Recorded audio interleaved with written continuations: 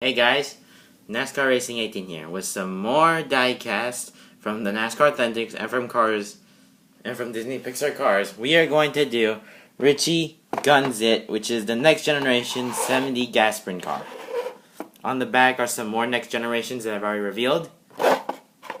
Let's get Riche out of the box.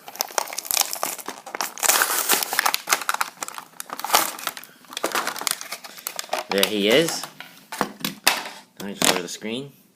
So he is the number 70 gas sprint car. He has the yellow number 70, a yellow lines coming down the side where the 70 is at, some blue and purple. And on the spoiler it has gas, which is in purple, and Prin, which is in blue.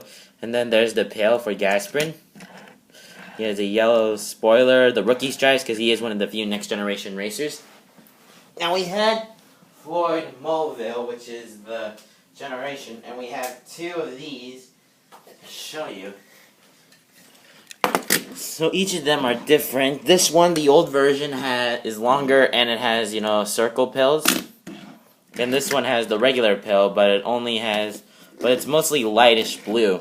This blue is also on this car, but this is light blue, and the Gasprint logos are different than this one, than Riche's. Take a look at the 360 view.